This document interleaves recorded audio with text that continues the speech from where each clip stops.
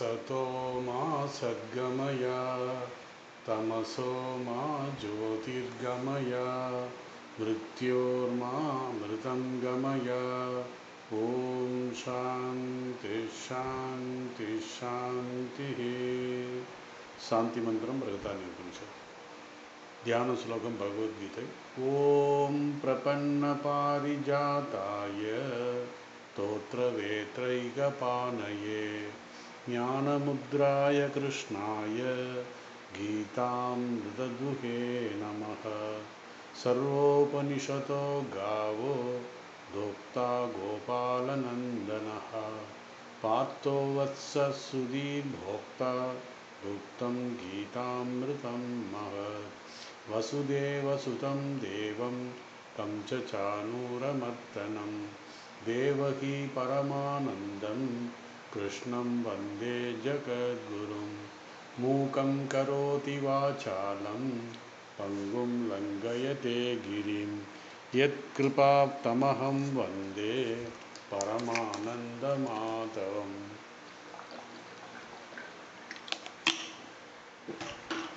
பகவத்கீதை 8வது அத்தியாயம் அக்ஷர பிரம்மம், அக்ஷர பிரம்ம யோகம். இந்த இதில் 25 ஸ்லோகம் பார்த்துருக்கோம். 26, 27, 28 இன்றைக்கி நம்ம பார்ப்போம். இந்த பகவான் 2 பாதை இருக்குது அப்படின்னு சொல்லிட்டு இருந்தார். அந்த என்னென்ன பாதை அப்படிங்கிறத, அதாவது சுக்ல தூமோ ராத்திரி அப்படின்னு சொல்லி ஒரு பாதை ஒன்று இருக்குது. அதே மாதிரி அந்த உத்தராயணம் தக்ஷாயணம் அப்படின்னு சொன்னாங்க. அதை இப்போ இந்த ஸ்லோகத்தில் சுக்ல கிருஷ்ண, அதாவது 2 பாதை, சுக்ல பாதை ஒன்று, கிருஷ்ண பாதை அப்படின்னு. சுக்ல ஸ்லோகத்தை படிக்கிற போது சுக்ல கிருஷ்ணே கதி ஏதே ஜகத சாஸ்வதே மதே ஏகயா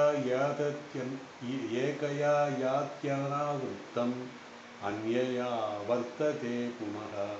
அதாவது ஒளியும் இருளும் ஆகிய இவ்விரண்டு வழிகள் இயற்கையில் என்றென்றும் உள்ளவை என்று எண்ணப்படுகிறது. ஒன்று பிறவாமைக்கும் போவதும் மற்றொன்று பிறப்பை தருவதும் ஆகும். அதாவது சுக்ல அப்படிங்கிறது ஒளி பொருந்திய பாதை, கிருஷ்ண என்றால் இருள் சூழ்ந்த பாதை, கதி பாதைன்னு அர்த்தம், வழி. ஹேதே ஜெகதஹ சாஸ்வதே மதே. பகவான் சொல்றாரு, இந்த 2 பாதைகளும் என்றென்றும் இருக்கக்கூடிய ஒன்று அப்படின்னு சொல்லிட்டு.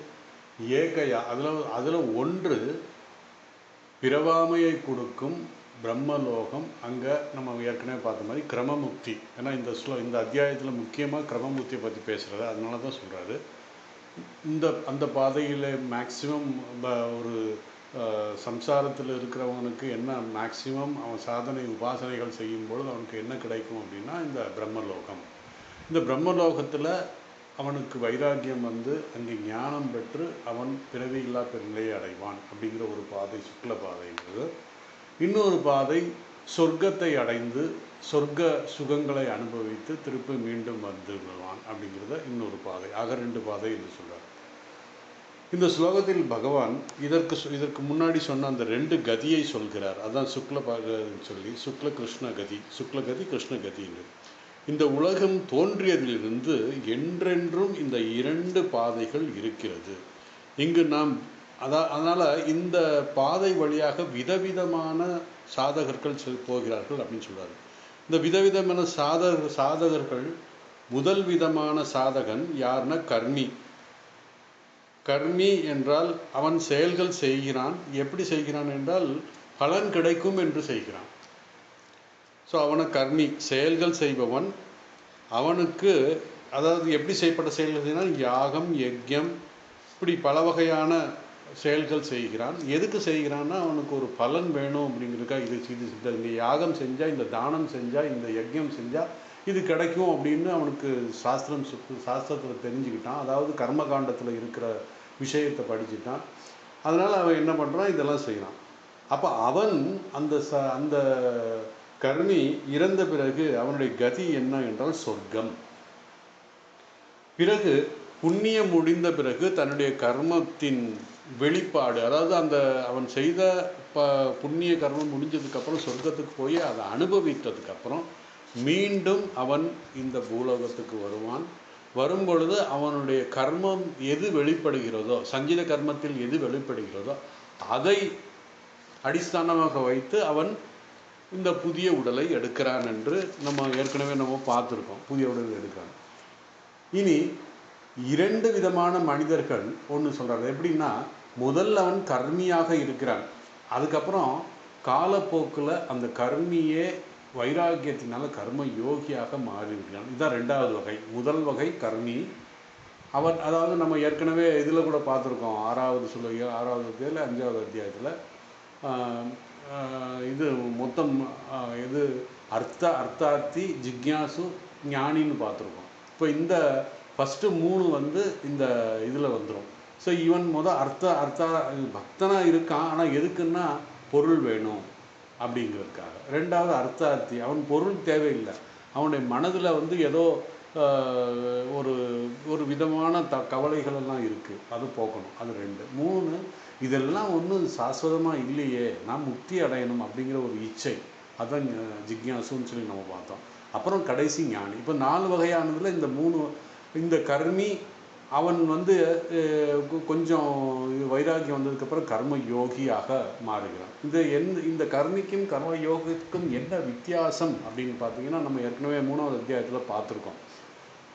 கர்மத்தை பலன் எதிர்பார்த்து செய்பவன் கர்மி.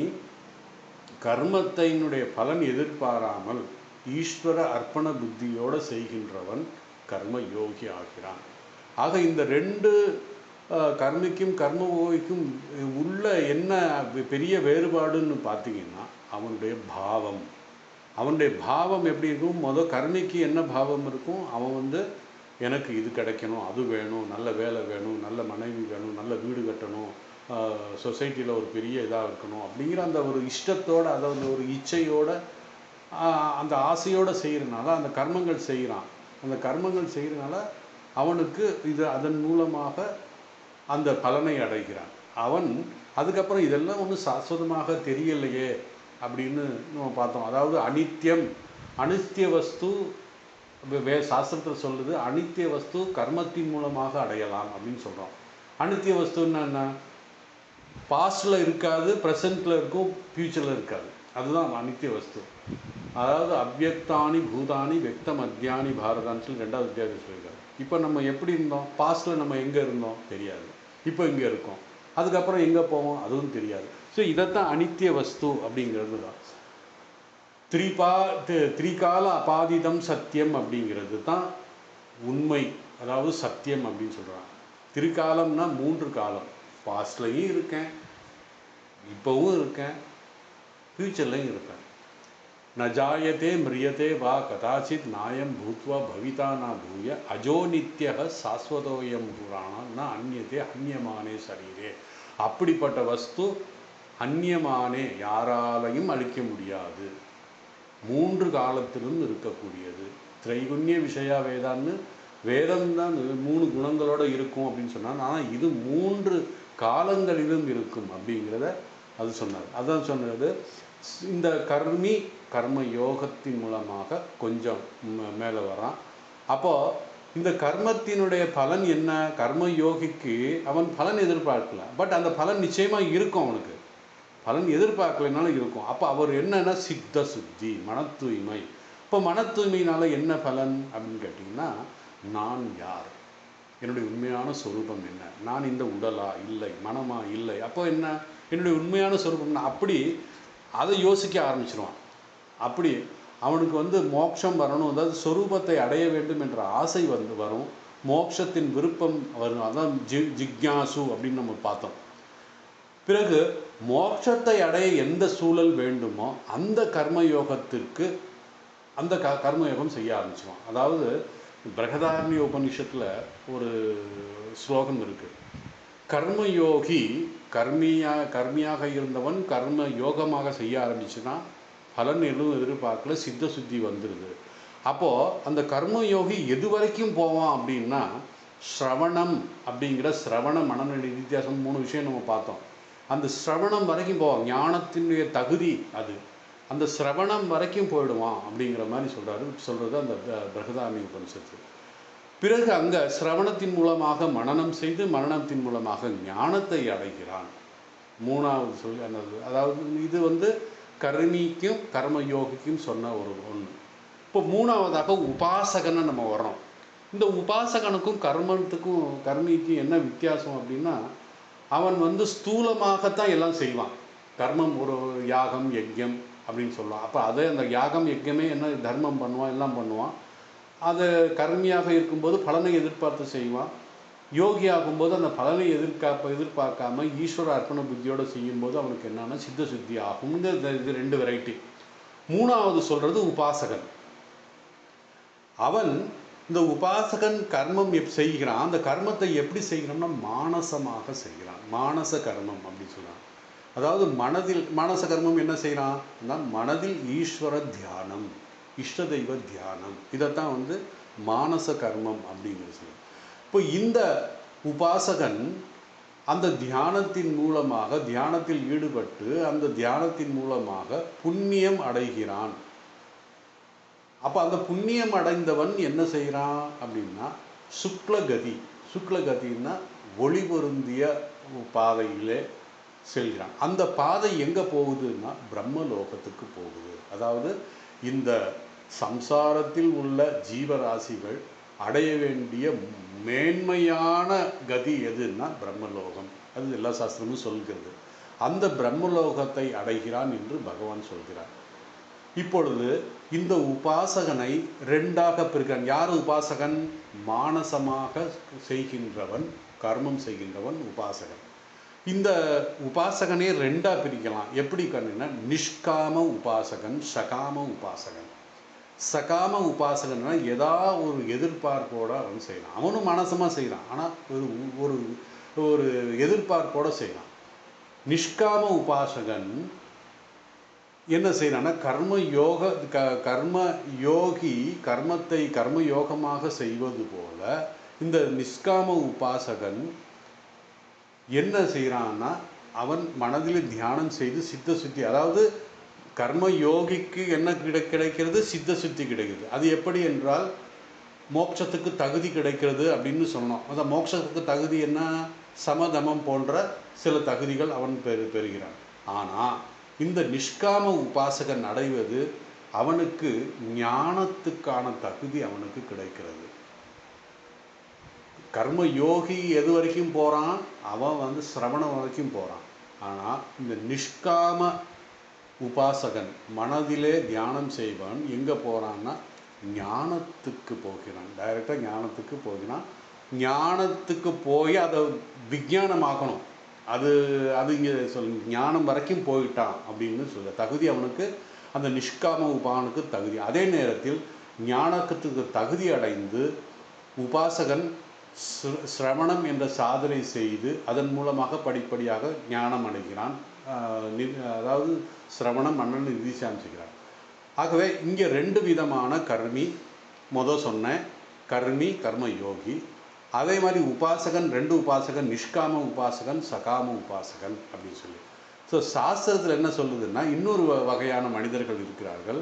அவர்கள் சாஸ்திரத்தில் சொன்ன கர்மத்தை பின்பற்றாமல் அவன் இஷ்டத்துக்கு ஏதாவது செய்வான், செய்யக்கூடாத கர்மத்தை பின்பற்றுவான். அவனைத்தான் அதர்மி என்று இந்த சாஸ்திரம் அழைக்கிறது. அதர்மி என்றால் தர்மப்படி வாழாதவன், சாஸ்திரத்தை பின்பற்றாதவன். அவனுடைய கதி என்ன அப்படின்னு இப்போ இந்த கதிகளெல்லாம் சொல்லிட்டோம். சுக்ல கதி, கிருஷ்ண கதி அப்படின்னு சொல்லிட்டோம். இவனுடைய கதி என்ன அப்படின்னா அதோகதி. அவன் சங்கரர் சொல்கிறாரு அவனுக்கு அதோகதியா. என்ன அதோகதின்னா இதன் பொருள் என்னன்னா அவனுக்கு சுக்லகதியும் கிடையாது, கிருஷ்ணகதியும் கிடையாது. அட்லீஸ்ட் கிருஷ்ணகதியில் போனால் சொர்க்கத்துக்காக போகலாம், அதுவும் கிடையாது அவனுக்கு. அப்போ என்ன? கீழான கதியை அடைவான், நரகம். அதுக்கப்புறம் அவனுக்கு பிறப்பு எப்படி இருக்கும்? மரம் செடி கொடி கீழான பிறப்பை அவன் அடைவான். ஆனால் நம்ம 6வது அத்தியாயத்தில் என்ன பார்த்தோம்? யோக பிரஷ்டனை பற்றி பார்த்தோம். இது வேற வெரைட்டி. அதாவது கர்மி, கர்மயோகி, நிஷ்காம உபாசகன், சகாம உபாசகன் 4 பார்த்தாச்சு. அஞ்சாவது யார் அப்படின்னு கேட்டால் அந்த அதர்மி, அவன் எந்த சாஸ்திரத்தையும் பின்பற்றாதவன். கடைசி பார்த்தோம் யோக பிரஷ்டன் அப்படின்னு நம்ம 6வது அத்தியாயத்தில் பார்த்தோம். என்ன யோக பிரஷ்டன்? அவன் ஞானத்துக்கு தகுதி கிடைத்தது, ஞானம் பெற்றிருக்கிறான். ஆனால் அந்த ஞானத்தை விஞ்ஞானமாக்கு, அதை நடைமுறைப்படுத்தி, அதாவது ஜானாமி தர்மம் நஜமே பிரவருத்தின்னு இவர் துரியோதனன் சொல்கிறான். எனக்கு தர்மம் என்னன்னு தெரியும், ஆனால் என்னால் பிரவருத்தி செய்ய முடியலை. பிரவருத்தி செய்யணும், அதை ஃபாலோ பண்ண முடியலை, அதை பின்பற்ற முடியலை என்னால் அப்படி. அது மாதிரி இந்த யோக பிரஷ்டன் ஞானம் கிடைத்தது, ஆனால் இந்த உலகத்தில் இருக்கும்போது ஞான யோகத்துக்கு முயற்சி செய்து அதில் தோல்வி அடைந்து விடுகிறான். காரணம் என்ன? அவனுடைய பிராரப்த கர்மம். பிராரப்தம் முடிஞ்சிடுது அவனுக்கு, அவனுடைய காலம் இல்லை, போதிய காலம் இல்லால் அவன் ஞானம் ஞானம் விஞ்ஞானம் ஆகலை. ஞானம் ப்ராக்டிக்கலாக அவனு இதாகலை. அதனால் என்ன ஆகும்? அவனுடைய பிராரப்தம் முடிகிறனால அவன் இறந்து விடுகிறான். அப்படி இறந்தவனுக்கு பகவான் ஒரு உறுதி சொன்னார் அங்கே, அதை ஞாபகப்படுத்திக்கணும். அந்த சாதகனுடைய ஜென்மம் மனித பிறவியாக இருக்கும். அது மாத்திரமல்ல, நல்ல உயர்ந்த குலத்திலே உயர்ந்த அந்த ஆன்மீகத்துக்கான சூழல் உள்ள குடும்பத்தில் அவன் பிறப்பான், அந்த பாரம்பரியத்தில் பிறப்பான். அவன் அந்த முன்பிறவியிலே இன்கம்ப்ளீட் பண்ண அந்த சாதனை இங்கே தொடங்குவான், எங்கே விட்டானோ. அதனால தான் சொல்கிறோம், சொல்பம் அபியசிய தர்மசிய திராயதோ மகத பயாத். இப்போ இந்த உலகத்தில் நீங்கள் இந்த செக்யூலர் எஜுகேஷன், என்ன எஜுகேஷன் வேணாலும் நீங்கள் படிக்கலாம். படித்தா நெக்ஸ்ட்டு பிறவியில் நீங்கள் திருப்பி இருந்து ஆரம்பிக்கணும். ஆனால் இங்கே சொல்பம் அபியசிய, இந்த தர்மத்தை சிறிது பின்பற்றினாலும் நீங்கள் எங்கே விட்டீங்களோ அங்கேருந்து நீங்கள் படிக்கலாம். திருப்பி இருந்து ஆரம்பிக்க வேண்டிய அவசியம் இல்லை என்பதை இங்கே நம்ம ஞாபகப்படுத்தணும். அதனால் இந்த அதாவது இப்போ யோக பிரஷ்டன், அவனை யோக பிரஷ்டன் எங்கே தொடங்கி விட்டானோ அங்கேருந்து அந்த சாதனையை தொடங்குகிறான். கடைசியாக அந்த சாதகன் என்னென்னா ஞானம் பெறுகிறான், ஞானி ஆகிறான். அதனால் அந்த ஞானியை நம்ம சாதகன்னு சொல்லக்கூடாது, அவனை சித்தன் அப்படின்னு சொல்லணும். அப்போது அந்த ஞானியின் கதி என்ன அப்படின்னு நம்ம கேட்கலாம். அவனுடைய கதி என்ன? அகதி. அகதின்னா எந்த பாதையும் இல்லை, எந்த பாதையும் எந்த மார்க்கமும் அவனுக்கு இல்லை. அப்போ இறந்த பிறகு அவன் சுக்ல கட்சிக்கும் போவானா, அப்புறம் என்ன இதுக்கும் போக மாட்டான் அப்படின்னு அவனுக்கு பிறவியில்லா பெருநிலை கிடைச்சது. ஞானம் கிடைச்சிச்சா அதுக்கப்புறம் எந்த வழியும் போக வேண்டிய அவசியமே இல்லை. ஸோ எப்படி, அதாவது ரெண்டு எக்ஸ்ட்ரீம் போல் ஒரே மாதிரி இருக்கும்னு சுவாமிஜி அடிக்கடி, விவேகானந்தர் அடிக்கடி சொல்வார். அதாவது தமோ குணத்தில் இருக்கிறவனும் சத்வ குணத்தில் இருக்கிறவனும் கிட்டத்தட்ட பார்க்குறதுக்கு ஒன்றா தான் இருக்கும், ஒரே மாதிரி தான் தெரியும். ஆனால் அவர்களுடைய பாவம் மாறும். அதே மாதிரி இந்த அதர்மி அவனுடைய நிலையும் இந்த ஞானி அவனுடைய நிலையும் கிட்டத்தட்ட அது பார்க்குறதுக்கு ஒரு மாதிரி தான் இருக்கும், ஆனால் அந்த பாவம் அவருக்கு மாறும். அதனால் அங்கே என்ன பார்த்தோம்? அதோ கதின்னு பார்த்தோம், இங்கே அகதின்னு பார்த்தோம். அப்போ இந்த அகதின்னா அவனுக்கு எந்த மார்க்கமும் அவன் பயணம் செய்வதில்லை. இறந்த பிறகு அவன் ஸ்தூல சரீரம் சூக்ஷ்ம சரீரம் விடுதலை அடைகிறான். அதாவது ஸ்தூல சரீரம் போயிடுது, சூக்ஷ்ம சரீரமும் இல்லாமல் ஆகிடுது, அதாவது நிர்மூலம் ஆகிடுது என்று சொல்கிறது. இப்படி பல வகையான சாதகர்களை நம்ம பார்த்துட்டோம் இப்போ. அதனால தான் 8வது அத்தியாயத்தில் காமியமாக செய்கின்ற கர்மியையும் காமியமாக செய்கின்ற உபாசகனை பற்றி பகவான் பேசுகிறார். அதாவது காமியமாக செய்கின்ற கர்ம யோகி ஆகிறான். அதே மாதிரி காமியமாக செய்கின்ற உபாசகன் காலப்போக்கில் நிஷ்காமி ஆகினான். அதனால என்ன ஆகுது? அவனுக்கு சொர்க்கலோகம், இது கர்மிக்கு சொர்க்கலோகம் கிடைக்கிறது. 2வது சொன்னவருக்கு அவர்களுக்கு பிரம்மலோகம் கிடைக்கிறது. ஏன்னா ரெண்டு கதியாலேயே போய்த்தானணும் அவங்க. அதனால் அப்படி அவர் பகவான் சொல்கிறார். இதை பற்றி தான் இந்த 8வது அத்தியாயத்தில் பகவான் சொல்கிறார். மற்ற அத்தியாயத்தில் 7ல் பார்த்து சரி, 9ல் பார்த்து சரி, 10ல் பார்த்தா சரி, பகவான் நிஷ்காமத்தை பற்றி மட்டும்தான் பேசுவார். நிஷ்காம உபாசகனை மட்டும் தான் பேசுவார். 8வது அத்தியாயம் மட்டும்தான் சகாம உபாசகனை பற்றி பேசுகிறார். ஆகவே 8வது அத்தியாயம் சகாம உபாசகன் காமிய கர்மி செய்கின்றவனுடைய பலன் பேசுகிறது. அவர்களுடைய கதி நல்ல கதி அடைவான் அவன். இப்படி பல வகையான சாதகர்களை பற்றி இந்த ஸ்லோகத்தில் சொல்கிறது. அந்த இந்த ஸ்லோகத்தில் பார்த்தோம்னா, இப்போ ஸ்லோகத்தில் பார்த்தோம்னா சுக்லகதி, சுக்ல கிருஷ்ணகதி, சுக்ல கிருஷ்ண கிருஷ்ண கதே சாரி சுக்ல கிருஷ்ணே கதி கேதே ஜெகதः சாஸ்வதே மதி அப்படின்னு சொன்னார். சுக்ல அப்படின்னா சுக்ல ஒளி பொருந்திய பாதை, கிருஷ்ணனை இருள் சூழ்ந்த பாதை. இந்த ரெண்டு கதியும் ஏதேன்னா இந்த இரண்டும், ஏதேன்னா எது எந்த அந்த இரண்டு பாதையும் ஜெகத்னா இந்த உலகத்தில் சாஸ்வதே மதி என்றும் இருக்கிறது என்பது என்னுடைய கருத்து என்று பகவான் சொல்கிறார். சாஸ்வதே கதி சொல்லப்படுகிறது. இதிலிருந்து என்ன தெரிகிறது என்றால், இந்த இரண்டு பாதைகளும் விதவிதமான மனிதர்கள் கடக்கிறார்கள். நம்ம பார்த்துட்டோம் 6 வகையான மனிதர்களை இப்போ நம்ம பார்த்து நம்ம இப்போ பேசணும். இப்போ நம்ம இப்படி இந்த ரெண்டு கதி வழியாக விதவிதமான மனிதர்கள் செல்கிறார்கள். அப்படி இருக்கு, அந்த மாதிரி இருக்குது. சாஸ்வதி மதின்னு சொல்கிறார். எப்படி அதர்மி தர்மியாகினான், தர்மிக்கு பக்தி வருகிறது. அந்த பக்தியின் மூலமாக அவன்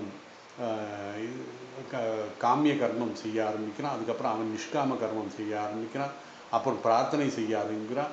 இப்படி அப்புறம் நிஷ்காம உபாசகனாக மாறுகிறான். இப்படி இந்த ரெண்டு கதிக்கும் தான் போடுறதுக்காக இவ்வளவு இது இம்ப்ரூவ் ஆகுது.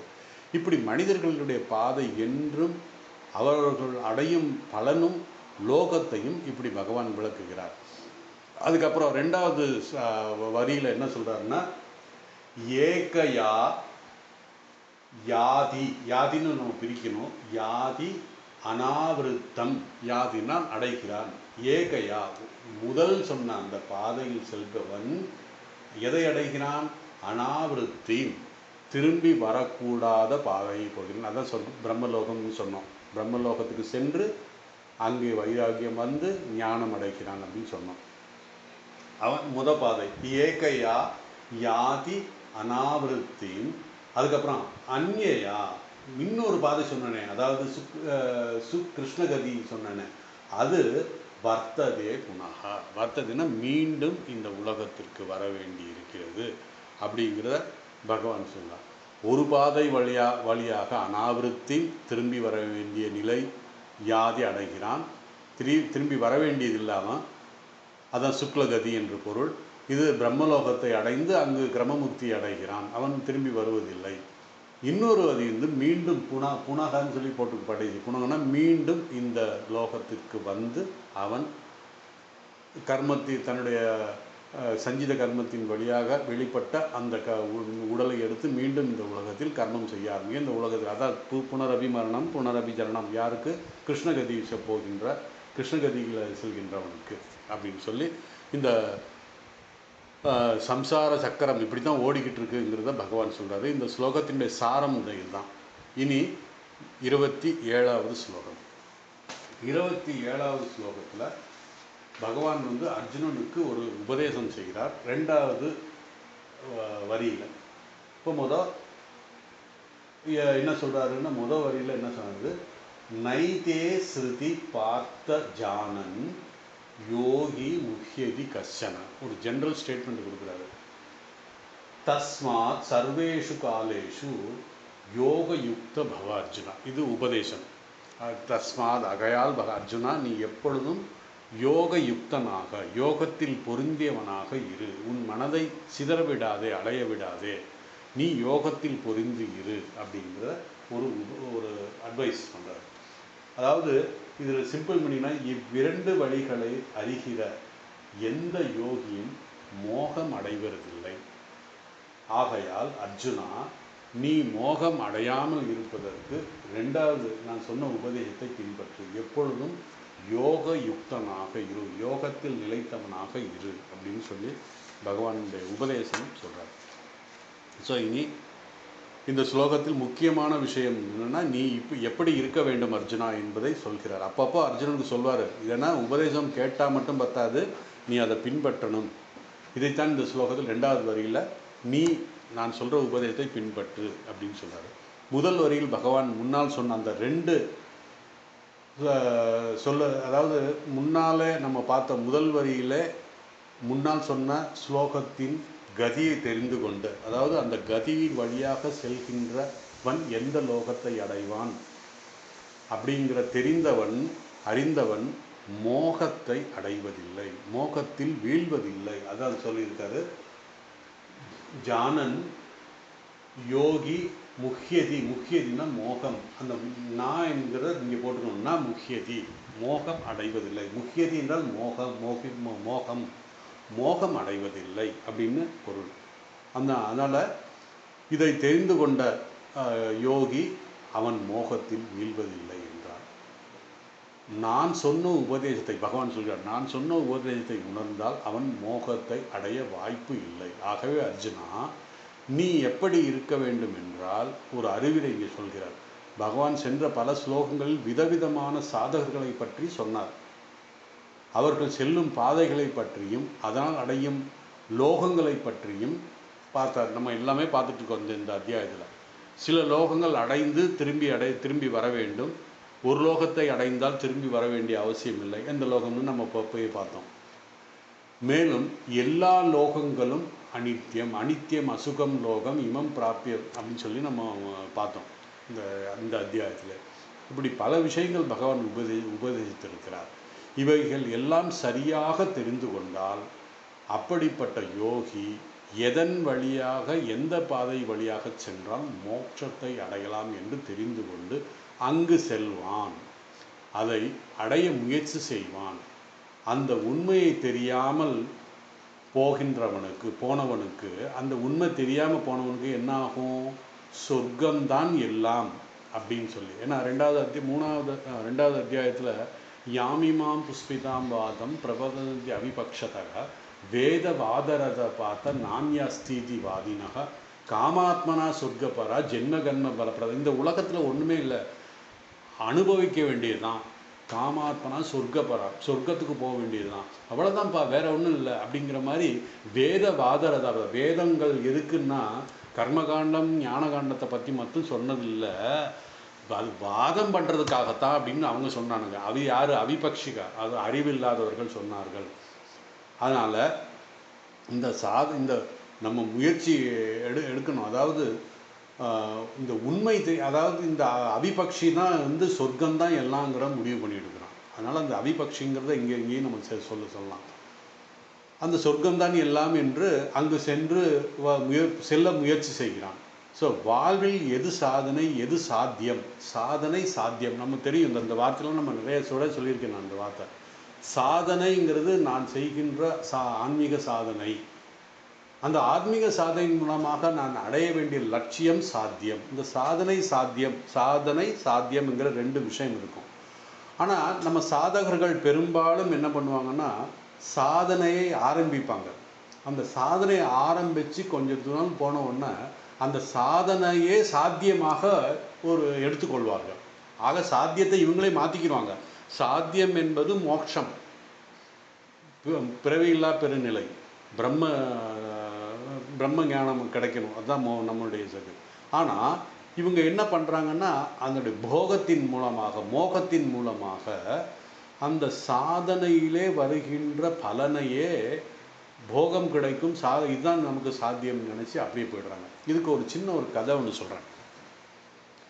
ஒரு ஈஸ்வரன் கோயில், ஒரு கிராமத்தில் ஒரு ஈஸ்வரன் கோயில் இருந்தது.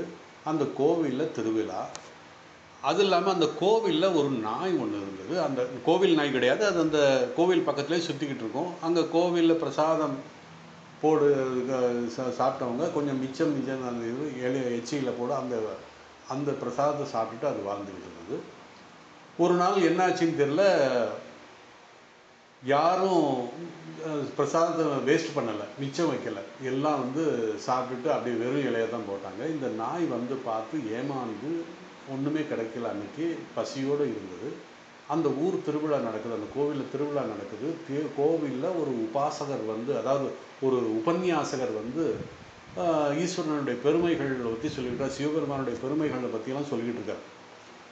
அப்போது பசியோடு இருந்த நாய் அந்த அந்த உபன்யாசகர் என்ன சொல்கிறாரு அப்படிங்கிறத சொல்கிறாரு. அவர் சொல்கிறாரு, இந்த மாதிரி ராமேஸ்வரத்தில் போய் ராமநாதர் பெருமானை வந்து வழிபட்டால் நமக்கு மோட்சம் கிடைக்கும் அப்படிங்கிறதெல்லாம் சொல்லிட்டு இருக்காரு. ரொம்ப அந்த இவர் ராமர் பாதம், சிவன் ராமபிரான் வழிபட்ட இடம், அதை பற்றிலாம் பெருமைகள்லாம் சொல்லும்போது இந்த நாய் கேட்குது.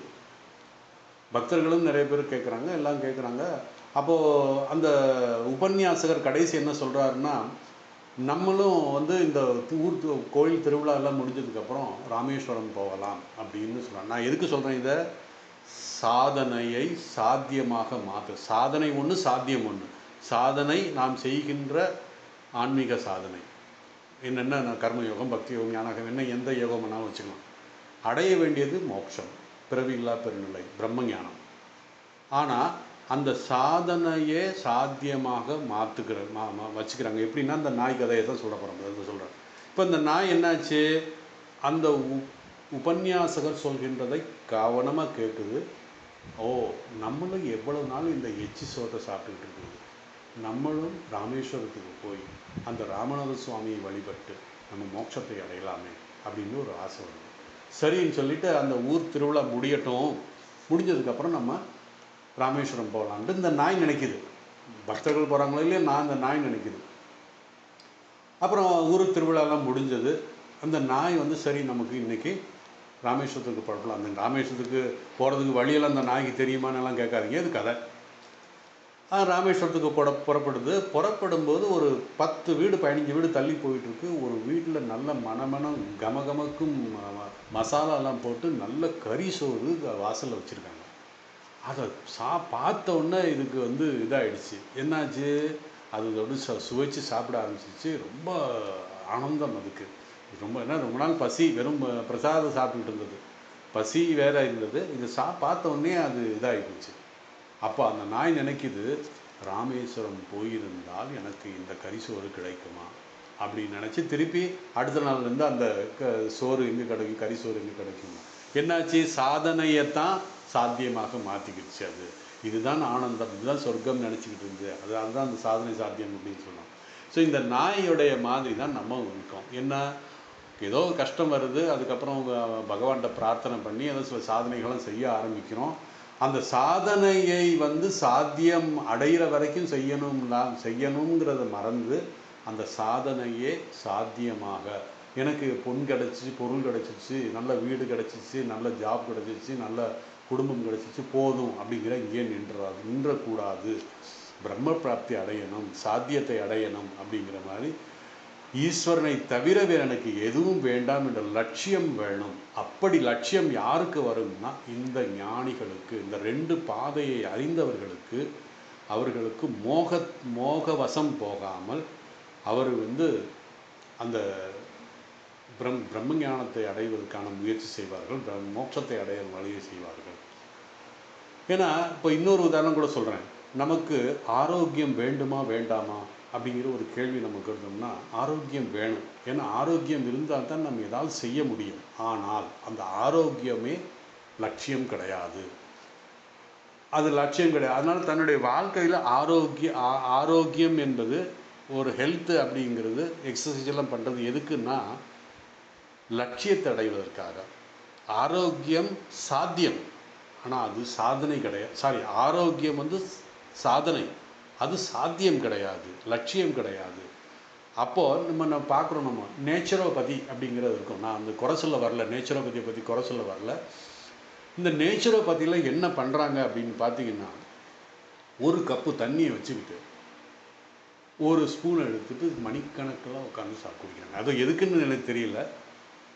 அதாவது ஆன்மீக சாதனைகள் செய்யணும் அப்படிங்கிறதுக்காக அப்படி பார்த்தோம்னா, நம்ம நிறைய நேரத்தில் அந்த நேச்சுரோபதியில் என்ன பண்ணுறாங்கன்னா, ஒரு நாள் முழுவதும் கொஞ்சம் கொஞ்சமாக இயற்கை உணவுகள், மூச்சு பயிற்சி இதிலே செஞ்சுக்கிட்டு என்னென்னா மணிக்கணக்கு டே டுகெதர் அந்த மாதிரியெல்லாம் இதே சொல்லிக்கிட்டு இருக்காங்க. அவங்களுடைய கொள்கை என்னவென்றால், இந்த உடலை ஆரோக்கியமாக வைத்து கொள்ள வேண்டும், அதுதான் அவங்க கொள்கை. ஆனால் இது வந்து சாதனையை தவிர சாத்தியம் கிடையாது. நமக்கு அடைய வேண்டியது லட்சியம். அப்படிப்பட்டவர்களும் முழு நேரமும் இதை பயிற்சி செய்து ஆரோக்கியமாக வச்சுக்க என்ன பயன்? அதனால் அதெல்லாம் நமக்கு நம்முடைய லட்சியம் ஆரோக்கியம் அல்ல. நம்முடைய லட்சியம் பிறவியில்லா பெருமை. ஆனால் சாதனை ஆரோக்கியம். நம்ம ஆரோக்கியம் இல்லாமல் நம்ம எதுவுமே செய்ய முடியாது. அதனால் இப்போ நம்ம ஸ்லோகத்துக்கு வருவோம். நைதே ந ப்ளஸ் ஏதே. ஏதேனால் இந்த பிரிக்கப்பட்ட ரெண்டு கதியையும் ந முக்கியதி. அதனால தான் சொன்னேன் போது இந்த நைதேங்கிறத ந ப்ளஸ் ஏதே. ஏதேனா இந்த ரெண்டு கதி, ரெண்டு பாதை. ந முக்கியதேனால் மோகிக்க மாட்டார்கள். யார் மோகிக்க மாட்டார்கள்? யார் மோகமடைய மாட்டார்கள் என்றால் யோகி. யோகி என்றால் இந்த இடத்துல சாதகன். அதாவது கொஞ்சம் ஞானம் இருக்குது, சிறிய ஞானம் இருக்கிறது அவர்களுக்கு. அவர்கள் இந்த ரெண்டு கதியின் வழியாக சென்றால் எதை அடைவார்கள் என்று தெரிந்தவர்கள், நன்கு உணர்ந்தவர்கள். கச்சன. கச்சனா எதை, அதாவது கச்சனா அவர்களை அந்த கச்சனா எந்த ஒரு மாற்றம், தடுமாற்றம் இல்லாமல், தடுமாற்றம் இல்லாமல் சொல்லலாம். எந்த சாதகனும் ந முக்கியது, அதாவது எந்தவித தடுமாற்றம் இல்லாமல் அவர்கள் அந்த ரெண்டு கதியும் போகாமல் பிரம்ம ஞானம் அடைவதற்கு முயற்சி செய்வார்கள் அப்படிங்கிறார். இந்த யோகிகள் உண்மை அறிந்தவர்கள் மோகம் அடைவதில்லை. யோகி யோகி அதாவது இந்த இடத்துல சாதகன் எப்படிப்பட்டவன் என்றால் ஏதே ஸ்ருதி ஜனாக. ஏதே ஸ்ருதி. ஏதேன்னா இந்த ரெண்டு பாதையும். இப்போ ஸ்ருதி என்றால் இந்த பாதை. ஜானன் என்றால் அறிந்தவன், அறிவு, ஞானம் அப்படின்னு சொல்லணும். இந்த ரெண்டு பாதைகள், சுக்லபக்ஷம் இந்த கிருஷ்ணபக்ஷம் என்ற ரெண்டு பாதைகள் அறிந்தவன் ஜானன். அவன் என்ன அறிகிறான்? அவன் இந்த பாதையின் வழியாக சென்றால் எதை அடையவான் என்று நன்கு தெரிந்தவன் மோகம் அடைவதில்லை. ஏ அர்ஜுனா, அர்ஜுனா இந்த ரெண்டு பாதையினுடைய விஷயங்களை நீ தெரிந்து கொள் அப்படிங்கிறாரு. இந்த எதை அடையவான், நீ அந்த விஷயத்தில் மோகம் அடைந்து விடாதே. எப்படி நம்ம பார்த்தோம், நாய் கதையை ஞாபகம் வச்சுக்க வேண்டியது, அந்த நேச்சுரோபதியை ஞாபகம் வச்சுக்க வேண்டியது. அர்ஜுனனுக்கு ஒரு அறிவுரை சொல்கிறார். அதனால அர்ஜுனா தஸ்மாத், ஆகவே சர்வேஷு காலேஷு எல்லா காலத்திலும் யோக யுக்த பவ அர்ஜுனா. ஏ அர்ஜுனா யோக யுக்த பவ. பவ என்றால் இரு. எப்படி? யோக யுக்தனாக இரு. யோக யுக்தனாக இருப்பது யோகத்தில் பொருந்தியவனாக இரு. யோகத்தில் பொருந்தியவனாக இருப்பாய் அப்படின்னா என்ன அர்த்தம் அப்படின்னா, இந்த இடத்துல மனதை அமைதிப்படுத்தியவனாக, யோக யுக்தனாக அப்படின்னா மனதை குழப்பம் இல்லாமல் மனதை ஒருமுகப்படுத்தியவனாக. அதனால தான் சங்கரர் இந்த ஸ்லோகத்துக்கு என்ன சொன்னாங்கன்னா, சமாஹித மன அப்படின்னு மனதை சமாதானப்படுத்தி அமைதிப்படுத்தி எந்தவித அலை இல்லாமல் இருப்பவனாக இரு. மனதை சிதறடிக்காமல் இரு, ஒருமுகப்படுத்தியவனாக இரு என்று பகவான். அர்ஜுனா நீ மனதை ஒருமுகப்படுத்த யோகத்தில் பொருத்தியவனாக இரு. இது நாம் அனைவருக்கும் பகவான் சொல்கின்ற அறிவுரையாக நம்ம எடுத்துக்கணும். மேலும் நம்ம இப்போ மனம் அலைபாயுது அப்படின்னா, அவனுடைய மனம் ஒருநிலைப்படுத்தலை அப்படின்னா அவன் சரியாக நெறிப்படுத்தவில்லை என்ற அர்த்தம். அதையும் நம்ம பார்த்துக்கணும். உதாரணமாக அவன் சொல்கிறேன், நாம் எந்த பொருளை அதிகமாக பயன்படுத்துகிறோமோ அதை நாம் நல்ல ஒரு கண்டிஷனில் வச்சுக்குவோம். ஏன்னா டே டு டே இப்போ ஒன்றும் இல்லை, வண்டி 2 வீலர் வச்சுருக்கணும், 2 வீலர் 4 வீலர் வச்சுருக்கோங்க, அந்த வண்டியை நல்லா கண்டிஷனாக வச்சுக்கணும். ஏன்னா டெய்லி அவன் போயிட்டு வரணும். அதில் எந்த பொருளை அதிகமாக உபயோகப்படுத்தினோமோ, அவன் எந்த பொருளை அதிகமாக பயன்படுத்தவில்லையோ அவன் என்ன பண்ணோன்னா, அந்த பொருளை என்ன தேவைப்படும் போது எடுத்துக்கலாம் சொல்லி நல்லா கட்டி பேக் பண்ணி பரணியில் போய் மேலே எங்கேயோ வச்சுருப்பான். இந்த பரணியில் வச்சுக்கிற மாதிரி நம்ம சில பேர் என்னென்னா, பகவத்கீதை புத்தகமும் அந்த மாதிரி தூக்கி பரணியில் வச்சுட்டு சரஸ்வதி பூஜைக்கு மட்டும் அதை எடுத்து நல்லா தொடச்சி பகவத்கீதை புக்கு நல்ல சந்தனம் குங்குமம்லாம் வச்சு திருப்பி அதே இடத்துல வச்சுருக்கணும். அதனால் இந்த உடலும் மனமும் நம்ம டெய்லி உபயோகிக்கின்ற பொருள். அந்த உடலையும் இப்போ உடலை நம்ம ஒன்றும் பண்ண முடியாது. ஏன்னா உடலை நீங்கள் 2 நாள் குளிக்கலைன்னா பக்கத்தில் யாரும் வர முடியாது. அதனால் அதை என்ன பண்ணணும், நல்லா குளிப்பாட்டி இதில் பண்ணி எல்லாம் ரெடி பண்ணி நல்லா இதெல்லாம் சென்டெல்லாம் போட்டு வச்சுருக்கோம். ஆனால் இந்த மனம் எங்கே வச்சுருக்கோம்? பகவானே யாரும் பார்க்காத இடத்துல. ஏன் நம்ம கூட இருக்கிறவங்களே பார்க்க முடியாது, நம்மளே பார்க்க முடியாது, அது வேறு விஷயம். கூட இருக்கிறவங்களும் பார்க்க முடியாது. அப்படி அந்த பகவான் அந்த மனதை யாரும் பார்க்காம வச்சிருக்காரு. அதனால் அதை வந்து எப்படி இருந்தால் நமக்கு என்ன அப்படிங்கிற மாதிரி நிறைய பேர் சில வீட்டில் போய் பார்த்தீங்கன்னா வரவேற்பறையில் பார்த்தீங்கன்னா டிக்டாக்காக இருக்கும், நல்லா நீட் அண்ட் க்ளீனாக இருக்கும். ஆனால் அதே இன்னர் அப்பார்ட்மெண்ட்டில் போய் இன்னர் இதில் போய் பார்த்தீங்கன்னா டுவெல்லிங் பிளேஸில் போய் பார்த்தீங்கன்னா எல்லாம் அங்கங்கே கிடக்கும். சில பேர் சில இதில் பார்த்துக்கலாம். ஏன்னா நம்ம உடல் அந்த மாதிரி நம்ம வரவேற்பறை மாதிரி உள்ள டிக்டாக்காக வச்சுருப்போம். ஆனால் உள்ள அந்த இதில் பார்த்தீங்கன்னா அங்கே ஒரு இது இல்லாமல் இருக்கும்.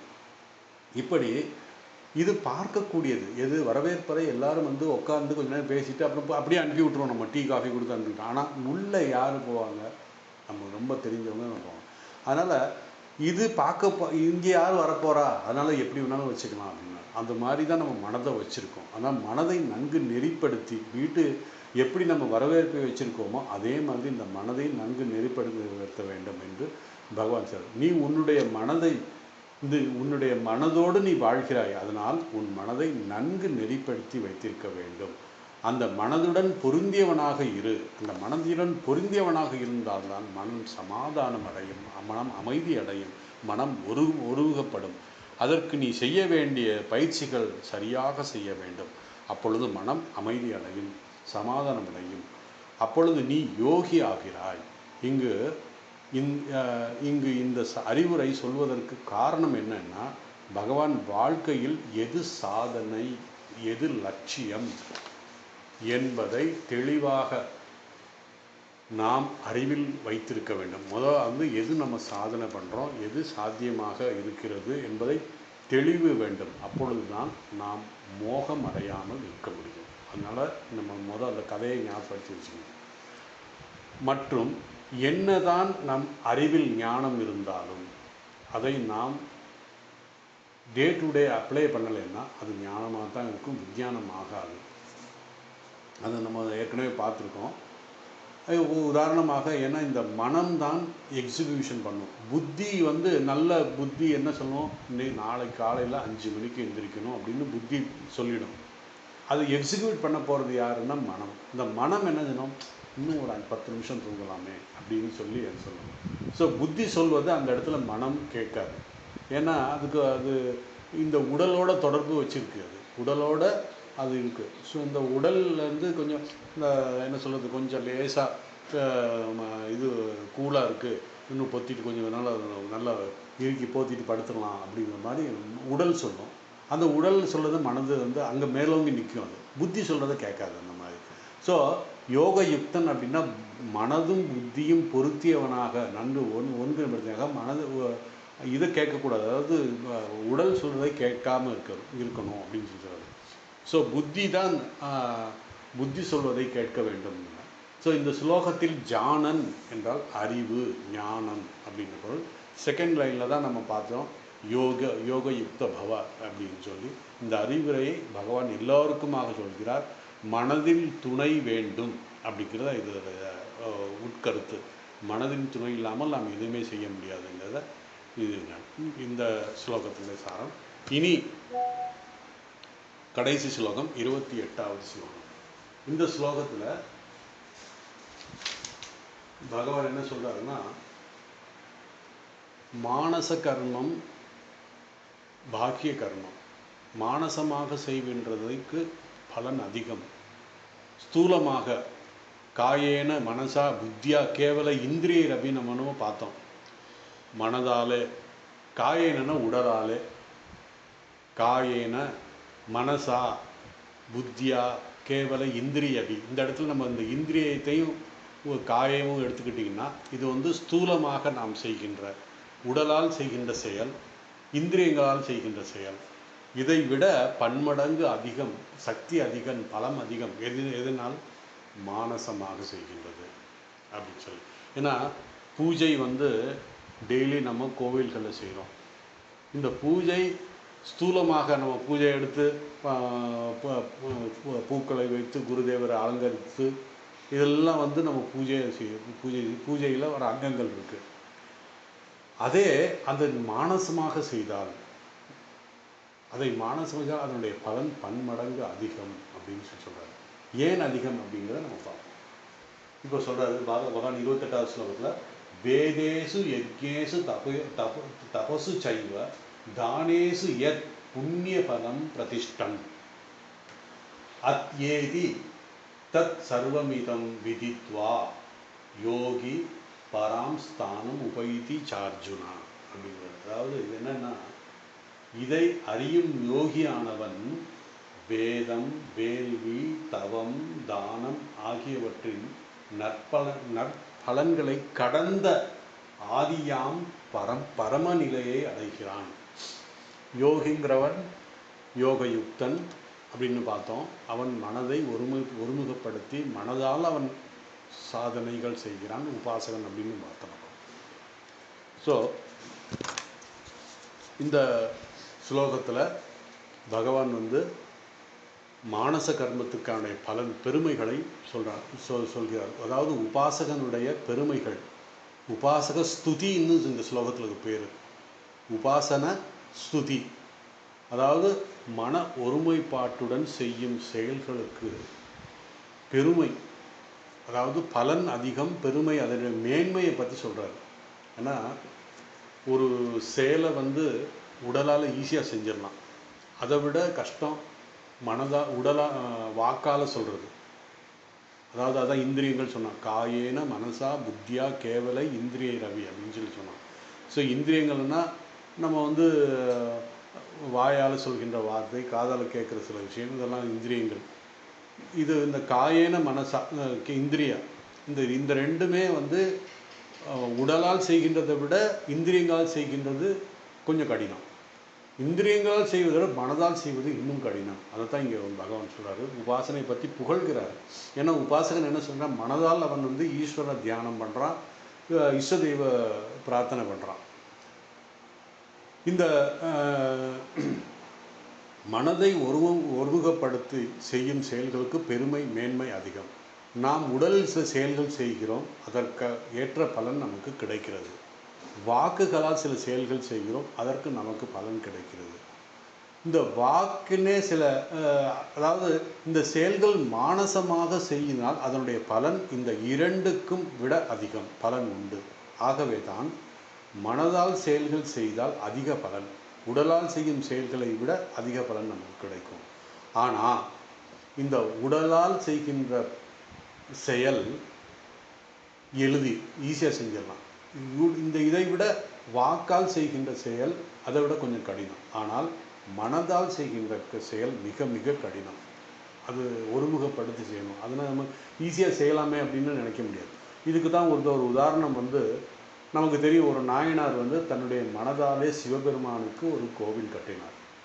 அதே ஊரில் இருந்த ஒரு மன்னன், அதே நாட்டில் இருந்த ஒரு மன்னன் தன்னுடைய வேலையாட்களை வைத்து அவன் ஸ்தூலமாக ஒரு கோவிலை, ஆயிரக்கணக்கான மக்களை வேலைக்கு வைத்து ஒரு ஸ்தூலமாக ஒரு பிரம்மாண்டமான சிவபெருமானுக்கு ஒரு கோவில் கட்டினார்.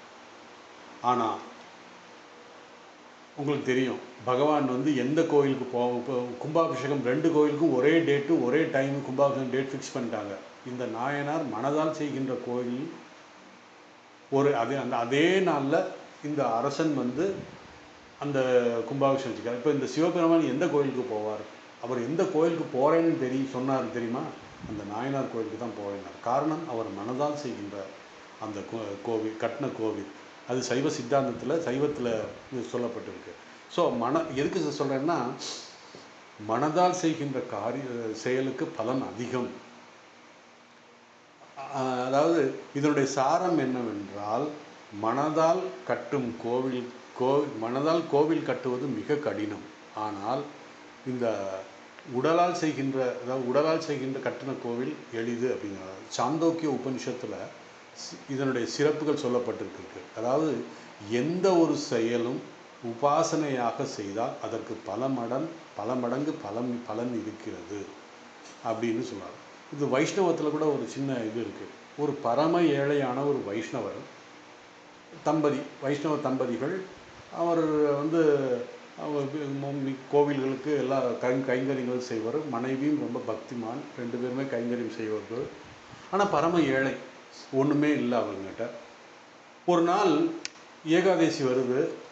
அது ஏகாதேசிக்கு முதல் நாள் ரெண்டு பேரும் நாளைக்கு ஏகாதேசி நம்ம வந்து சில பதார்த்தங்கள் சில பிரசாதங்கள் செய்து பகவானுக்கு அர்ப்பணம் செய்துட்டு நெய்வேத்தியம் செய்துட்டு பக்தாளுக்கு கொடுக்கணும் அப்படின்னு சொல்லி ரெண்டு பேரும் யோசிக்கிறாங்க. ஆனால் வீட்டில் ஒரு குண்டுமணியாவது அரிசி இல்லை. ஆனால் அவர்களுடைய கற்பனை என்ன பண்ணோம்னா, ரெண்டு பேரும் இரவில் அது தூங்க போகும்போது தூங்கிட்டு இருக்கும்போது அந்த கணவன் மனைவிட்டு கேட்குற, நாளைக்கு என்ன பண்ணலான்னு இருக்க, நமக்கு என்ன பண்ணணும் அப்படின்றத, நம்ம சக்கரை பொங்கல் பண்ணலாம் நாளைக்கு அப்படின்னு. சக்கரை பொங்கலும் உளுந்த வடையும் பண்ணலாம் அப்படின்னா, சக்கரை பொங்கல் எப்படி செய்யணும் அப்படிங்கிறத சொல்கிறார் அவர். யார்? அந்த பக்தர் சொல்கிறார், சக்கரை பொங்கல் நெய் வந்து அப்படியே, அதாவது பாலுக்கு பதிலாக நெய்யத்தான் போடணும் அப்படின்றாரு. ஓ அப்படியா, சரி இருங்க சரி. அப்புறம் மனைவிட்ட கேட்குறாரு, இது முந்திரி திராட்சையெல்லாம் எப்படி போடணும் அப்படின்னு கேட்கும்போது அவர் சொல்கிறாரு, ஒரு அரிசிக்கு, ஒரு பருக்கு அரிசிக்கு ஒரு முந்திரி பருப்பு போடணுமா. பாருங்கள் எப்படி ஒரு கற்பனை. அதெல்லாம் நம்ம அது கேட்டப்போ எனக்கே ஒரு மாதிரி. அப்படி பகவானுக்கு படைக்கிறதுல, பகவானுக்கு செய்யணும் அப்படிங்கிறத, இது அதை நெய்வேத்தியம் செய்து பக்தர்களுக்கு கொடுக்கணும் அப்படிங்கிறதுல ரொம்ப பேர், ரெண்டு பேரும் கணவன் மனைவி பக்தி பூர்வமாக நிறைய கற்பனையோடு சொல்ல, இப்படி இருக்கணும் அப்படி இருக்கணுங்கிறத கற்பனை செய்கிறாங்க. அப்படியே தூங்கிடுறாங்க. ஆனால் வீட்டில் ஒரு விஷயம் கிடையாது. ஆனால் அதற்கு பலன் அதிகம் அப்படிங்கிறத இங்கே சொல்கிறாரு. அப்படி இறைவன் பலன் தருகிறார். அவங்களுக்கு இறைவன் பலன் கொடுத்தாங்கிறது வைஷ்ணவத்தில் சொல்லுவாங்க. அது ஆகவே மனதால் செய்யும் செயலுக்கு பலன் அதிகம். எத்தனையோ சாஸ்திரங்கள் இந்த விஷயங்களை பற்றி சொல்லியிருக்கிறது. ஆனால் இந்த உபாசகன் செய்த செயலுக்கு புண்ணியம் அதிகம். அதாவது மனதால் செய்கின்ற சாதனைக்கு புண்ணியம் அதிகம். அதற்கு பகவான் சில சாதனைகள் சொல்லியிருக்கிறார். அதை வந்து சொல்ல போகிறார். என்ன மனதால் என்னென்ன சாதனை செய்யலாம்ங்கிறத இனி வருகின்ற அத்தியாயத்தில் எல்லாம் பகவான் சொல்ல போகிறார். இந்த செயல்கள் செய்யும்போது பலன் அதிகம் அப்படிங்கிறத இங்கே நம்ம செய்யலாம். அதாவது மானச கர்மம், மானச உபாசனை சிறந்தது அப்படிங்கிற சொல்கிறதுக்காக தான் வேதேசு ஸ்லோகத்தை பார்த்தா பாருங்கள். வேதேசு, வேதம் படிப்பதாலும் வேதத்தை உச்சாரணம், அதாவது சாண்டிங், பாராயணம் செய்வதன் மூலமாக வருகின்ற பலனை விட சாஸ்திரம் சொல்லுகிறது என்னது, அதாவது யக்ஞேஷு, இந்த வேதத்தை பாராயணம் செய்வதன் மூலமாக கிடைக்கும் பலன் ஒன்று இருக்குது. அதே மாதிரி யக்ஞேஷு, விதவிதமான யஜ்யங்கள் யாகங்கள், அதற்கு சில சாஸ்திரங்கள் புண்ணியம் சரிகிறது, புண்ணியம் சொல்கிறாங்க. இந்த புண்ணியத்தை விட தபசுன்னா விதவிதமான தவம்னா இந்த இடத்துல இந்த விரதம் விதவிதமான விரதத்தை நம்ம எடுத்துக்கணும். இங்கே குறிப்பிட்ட விதவிதமான விரதங்கள், உதாரணமாக சாந்திராயண விரதம் அப்படிம்பாங்க. சாந்திராயண விரதம் என்னன்னா உங்களுக்கு தெரியும், பௌர்ணமி அன்று தொடங்க வேண்டும் இந்த விரதம். பௌர்ணமி அன்று 15 கவளம் உருண்டை உணவு வைத்து அதாவது சாப்பிடணும்.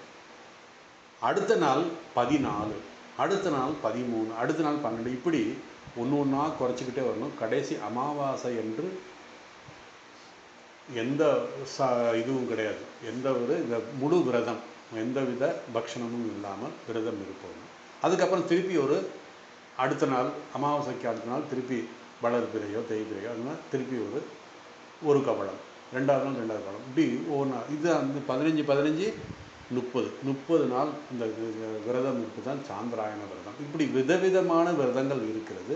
இந்த விரதத்திலே கிடைக்கின்ற பலனை விட, அதாவது வேதேசு யக்ஞேசு தபசு, இந்த இது அதுக்கப்புறம் தானேஷு, தானத்துக்காக சில இதெல்லாம் சொல்லப்பட்டிருக்கிறது, பலன்கள்லாம் சொல்லப்பட்டிருக்கிறது. அதனுடைய பலனை விட மானசமாக செய்கின்றதுக்கு அதிகம் புண்ணியம் பலன் உண்டு. எத் புண்ணிய பலம் பிரதிஷ்டம், அதாவது அந்த 3 இதெல்லாம் சொல்லிட்டு என்ன சொல்ல, வேதேசு யக்ஞேசு தபசு சைவ தானேஷு, தானத்தையும் சேர்த்துக்கிட்டு எத் புண்ணிய பலம் பிரதிஷ்டம், எந்த புண்ணியம் கிடைக்குமோ அதை விட அத்தியேதி, அதை விட பல மடங்கு அதிகமாக தத் சர்வமிதம், அந்த எல்லா பலனைக்கு விட அந்த தானம் யஜ்யம் யாகம் எல்லாத்துக்கும் கிடைக்கிறத விட யோகி பராம் ஸ்தானம் உபைதி சா அர்ஜுனா அப்படின்னு சொல்கிறார். அதாவது இந்த எல்லா யத் புண்ணிய பலம் பிரதிஷ்டம், இந்த சாதனைகளால் வேதத்தாலும் தவத்தாலும் தானத்தாலும் செய்கின்ற புண்ணியம் கிடைக்குமோ, சொல்லப்பட்ட அந்த சாஸ்திரம் சொல்லப்பட்ட புண்ணியம் கிடைக்குமோ, அதை விட இந்த உபாசகன் மானசமாக செய்கின்றவனுக்கு புண்ணியம் எல்லாவற்றையும் கடந்து, அதான் அத்தியேதினா கடந்தன்னு அர்த்தம். அவன் அதை அந்த பலனை விட அந்த பலனையெல்லாம் கடந்து மேலான ஒரு இதை அத்தியேதி தத் சர்வமிதம். தத் சர்வமிதம்னா அத்தியேதி சர்வம்னா இவைகள் இந்த பலன்களை விட அதிகமாக கிடைக்கும், அத்தியேதி கிடைக்கும், மேலாக கிடைக்கும். யார் விதவிதமான அதாவது இந்த விதித்வா யோகிகள் இதை அறிந்து யாக யஜ்ய புண்ணிய இந்த தவம் நிலம் செய்யாமல் அவர்களெல்லாம் இந்த மானச உபாசனைகள் செய்கிறார்கள். யாரு? யோகிகள். விதித்வான அறிந்து, அந்த யோகிகள் அந்த விஷயங்கள்லாம் அறிந்து அதையெல்லாம் கடந்த, அதாவது தானத்தாலும் தவத்தாலும் வேதத்தாலும் கிடைக்கின்ற பலனை விட அதிகமாக கிடைக்கும் என்று அறிந்து கொண்டு இந்த யோகிகள் இந்த மாதிரியான மானச உபாசனை செய்கிறார்கள். மானச உபாசனை மூலமாக அவர்கள் பிரம்மலோகத்தை அடைகிறார்கள். பரம்ஸ்தானம் உபைதி, ஏன்னா இந்த 8வது அத்தியாயத்தில் கிரமமுக்தியை தான் நம்ம பேசுகிறோம். அதனால் அவங்க பிரம்மலோகத்தை அடைகிறார்கள். அதைத்தான் பரம்ஸ்தானம் உபைதி. பரம்ஸ்தானம் உபைதினா அடைகிறான், பரமம்னா மேலான, ஸ்தானம் என்றால் இடம், மோட்சத்தை அடைகிறான். எப்படி? கிரமமுக்தி, அதாவது பிரம்மலோகத்தை அடைந்து ஞானம் கிடைத்து அதுக்கப்புறம் அவன் அங்கிருந்து கிரமமுக்தி அடைகிறான் என்று 8வது அத்தியாயம் அக்ஷர பிரம்ம யோகம் முடிந்தது. இனி 8வது அத்தியாயத்தில் நம்ம என்ன பார்த்தோம்? முக்கியமாக ஒரு 8 ஸ்லோகம். இந்த ஸ்லோகத்தில் எல்லாமே அருமையான ஸ்லோகங்கள். 8 ஸ்லோகம் நம்ம டெய்லி அதை பற்றி தியானம் பண்ணக்கூடிய ஒரு அருமையான 8 ஸ்லோகங்கள் நான் சொல்கிறேன். அடுத்த டைம் ஆகிடுச்சிக்கோ. இந்த அத்தியாயத்தில் என்னென்ன பார்த்தோங்கிறத ஒரு 5 நிமிஷம் ரிவ்யூ பண்ணிவிட்டு அடுத்த கிளாஸில் அதுக்கப்புறம் 9வது அத்தியாயத்தை நம்ம இன்ட்ரோடக்ஷன் என்ன சொல்கிறேன்னா, இந்த 9வது அத்தியாயம் எல்லாமே அருமையானது தான். இந்த அத்தியாயத்தினுடைய பேரே பார்த்திங்கன்னா ராஜகுஹ்யம், ராஜ யோகம் அப்படின்னு சொல்லி 9வது அத்தியாயத்தை சொல்கிறாங்க. அதாவது ராஜவித்யா ராஜகுஹ்யம் அப்படின்னு சொல்லி 9வது அத்தியாயத்தில் ராஜவித்யான்னா வித்தியிலே மிக உயர்ந்த வித்யா, குஹ்யம் என்றால் யாரும் தெரியாத அவ்வளோ சீக்ரஸியாக இருக்கின்ற ஒரு விஷயம். குஹ்யம் அப்படின்னா ஒளிந்து இருக்கின்றது அப்படிங்கிறது ஒரு வார்த்தை உண்டு.